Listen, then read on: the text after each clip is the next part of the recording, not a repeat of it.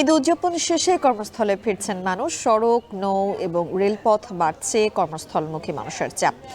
বিস্তারিত জানাতে রাজধানী সায়দাবাদ থেকে যুক্ত হচ্ছেন আমাদের সঙ্গে জাবেদ আব্দুল্লাহ। জাবেদ, একটু জানাবেন বাস টার্মিনালে ঢাকায় ফেরা যাত্রীর চাপ কেমন দেখছেন?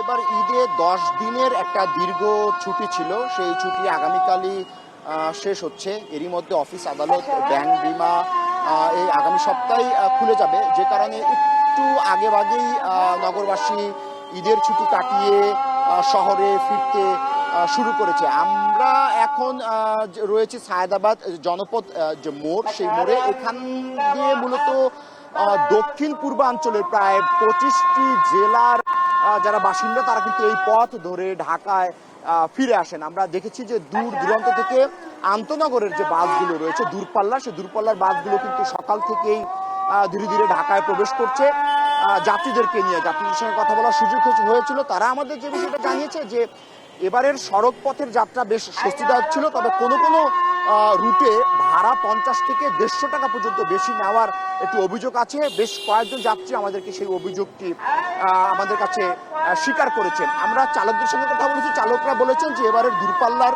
যে সড়ক, সেই সড়কে যানজট ছিল না, তারা নির্বিঘ্নে ঢাকায় যাত্রী নিয়ে ফিরে আসতে পেরেছেন।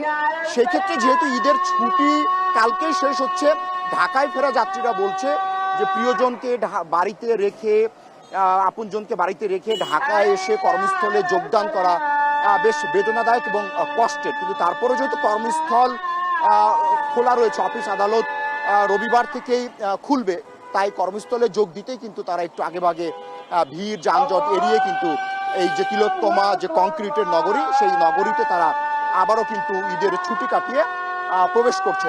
নিশ্চয় ছবিতে দেখতে পাচ্ছেন যে হানিফ যে মেয়র যে ফ্লাইওভার রয়েছে, সেই ফ্লাইওভার ধরেই কিন্তু দূরপাল্লার বাসগুলো ধীরে ধীরে এই ঢাকার যে মূল প্রাণকেন্দ্র সেখানে প্রবেশ করছে।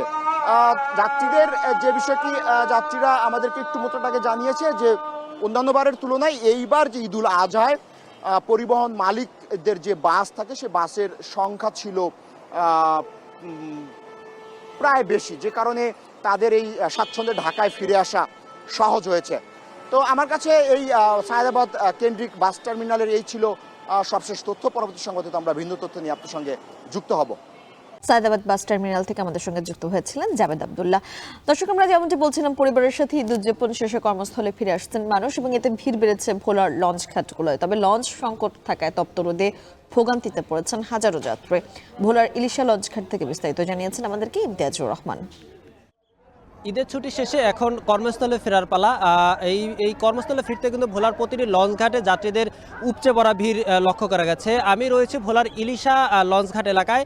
এখানে সকাল থেকে যাত্রীদের একরকম উপচে পড়া ভিড় লক্ষ্য করেছি আমরা। সকাল থেকে ঢাকা ভোলা এবং ঢাকা লক্ষ্মীপুর রুটে প্রায় 10 থেকে 12টি লঞ্চ ছেড়ে গেছে। প্রতিটি লঞ্চই কিন্তু কানায় কানায় পূর্ণ ছিল। এই লঞ্চের যাত্রীদের ভোগান্তি কিন্তু একরকম চরমে অবস্থা রয়েছে, কেননা তপ্ত রৌদ্রের ভিতরে যাত্রী ছাউনি নেই, অপরদিকে লঞ্চ সংকট, সবকিছু মিলিয়ে তারা নাজেহাল অবস্থায় রয়েছে। আমি জেলা প্রশাসন এবং বিআইডব্লিউটি এর সাথে কথা বলেছিলাম। তারা ঈদের প্রথম দিকে যেরকম যাত্রীদের সুবিধা, নির্বিঘ্ন যাতায়াতের ক্ষেত্রে যেরকম প্রতিশ্রুতি দিয়ে আসছিলেন, সেই ক্ষেত্রে কিন্তু এখন যাত্রীরা যখন কর্মস্থলে ফিরছে তার কিন্তু কোনোটাই আমরা লক্ষ্য করিনি।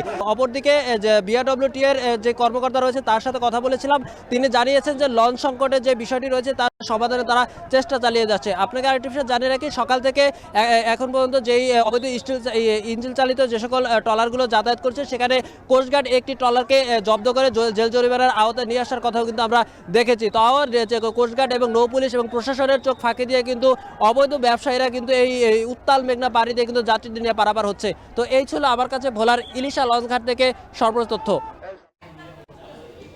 ঈদের আগে ঢাকা টাঙ্গাইল যমুনা সেতু মহাসড়কে ঘরমুখ মানুষ যানজটে ভোগান্তি পোহালেও এখন স্বস্তিতে কর্মস্থলে ফিরছেন। যাত্রী চাপ বাড়লেও পর্যাপ্ত গণপরিবহন না থাকায় বিভিন্ন বাস স্ট্যান্ডে যাত্রীদের দীর্ঘ অপেক্ষায় থাকতে দেখা গেছে। টাঙ্গাইল থেকে বিস্তারিত জানিয়েছেন কাউসার আহমেদ।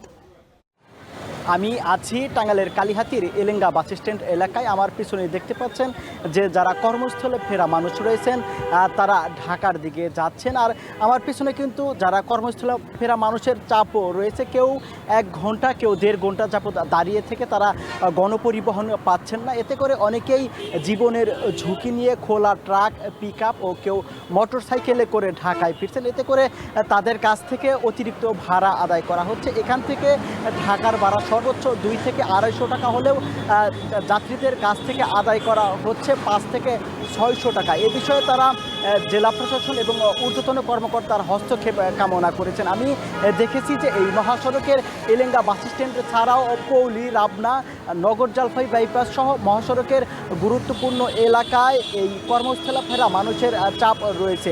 তারা বলছেন যে প্রচণ্ড রোদ এবং ব্যবসা গরমে তাদের খুব কষ্ট হচ্ছে। বিশেষ করে যারা শিশু এবং বৃদ্ধ মা বাবাকে নিয়ে যাচ্ছেন তাদের ভোগান্তিটা একটু বেশি। আর এদিকে গেল রাত 12টা পর্যন্ত যমুনা সেতুতে 24 ঘন্টায় প্রায় 38,000-এর অধিক যানবাহন পারাপার হয়েছে। এতে টোল আদায় হয়েছে 2,80,00,000 টাকার উপরে। এ বিষয়ে টাঙ্গাইলের পুলিশ সুপার জানিয়েছেন যে তারা ঈদযাত্রা নির্বিঘ্ন করতে এই টাঙ্গাইলের 65 কিলোমিটার মহাসড়কে 4 শিফটে 6 শতাধিক পুলিশ সদস্য দায়িত্ব পালন করছেন। স্বাভাবিক সময়ে যমুনা সেতুর উভয় প্রান্তে 12টি বুথের মাধ্যমে টোল আদায় করা হলে ঈদকে ঘিরে আলাদা মোটরসাইকেলের লেন সহ উভয় প্রান্তে 18টি বুথের মাধ্যমে টোল আদায় করা হচ্ছে। তারা বলছেন যে যমুনা সেতু এবং সংযোগ সড়কে যাতে কোনো গাড়ি বিকল হলে এবং সড়ক দুর্ঘটনা হলে তারা রেকার প্রস্তুত রেখেছেন। তারা তাৎক্ষণিক সেই যানবাহনটি সরিয়ে ফেলছেন। এতে করে যানজট এখনও এই টাঙ্গাইল অংশে এখনও হয়নি, ফলে স্বস্তিতেই তারা ঢাকায় ফিরছেন। এই ছিল আমার কাছে ঢাকা টাঙ্গাইল যমুনা সেতু মহাসড়কের সবচেয়ে তথ্য।